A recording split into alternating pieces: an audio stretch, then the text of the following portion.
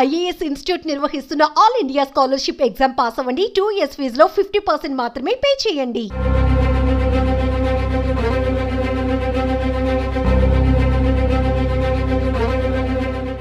అల్లు అర్జున్ కథానాయకుడిగా సుకుమార్ దర్శకత్వంలో రూపొందుతున్న action thriller Pushpa 2 the rule December 5న ఈ మూవీ విడుదల కానుంది. ఈ సందర్భంగా తెలంగాణ వ్యాప్తంగా టికెట్ ధరలు పెంచుకునేందుకు రాష్ట్ర ప్రభుత్వం అనుమతినిచ్చింది. డిసెంబర్ 4న రాత్రి 9:30 బెనిఫిట్ షోతో పాటు అర్ధరాత్రి 1 గంట షోకు అనుమతి ఇచ్చింది. ఈ బెనిఫిట్ షోలో టికెట్ ధర ₹800గా ఖరారు చేసింది. ఇక రాష్ట్ర వ్యాప్తంగా సింగిల్ స్క్రీన్ మల్టీప్లెక్స్ ఏదైనా సరే 800గా టికెట్ ధర నిర్ణయించారు.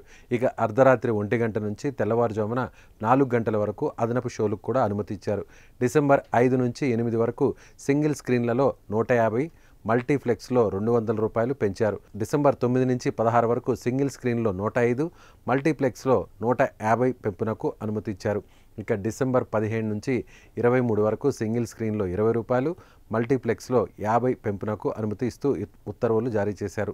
ఇక పుష్ప 2 మూవీ 6 భాషల్లో 12,000కు పైగా థియేటర్లలో విడుదల కానుంది. అత్యధిక థియేటర్లో ఐమాక్స్ ఫార్మాట్లో విడుదలవుతున్న భారతీయ చిత్రం ఇది.